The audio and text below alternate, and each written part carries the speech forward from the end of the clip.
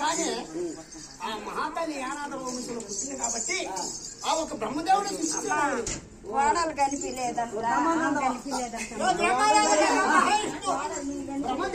బ్రహ్మదేవుడు అన్ని యాదాదులు యాదాలు ఉండాలన్నమాట.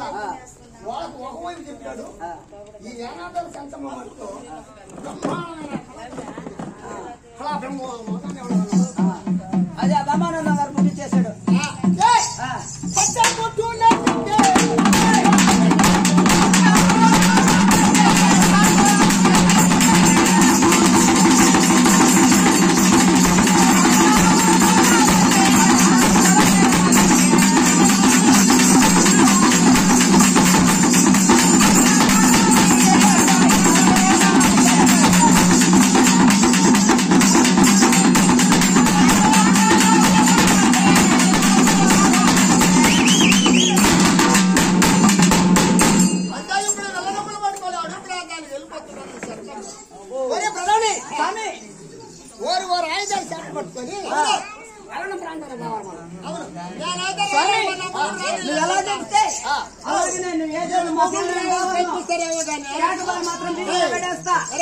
కదా మీ మొగుళ్ళు మిమ్మల్ని పంపిస్తారేమో, నా మొగుడు మాత్రం పచ్చ ముట్టులో పెట్టి పాలు చీర కట్టి ఆమె పాత ఉంటే కళాక్రమమే వేరే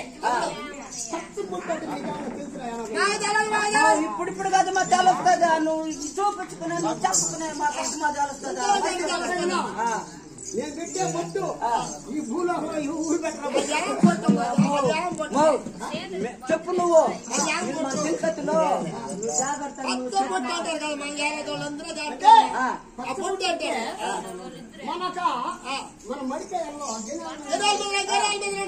గంటకాయ ఆకంటారు, గుంటకలగరాకంటారు, నంటకాయ లాకంటారు.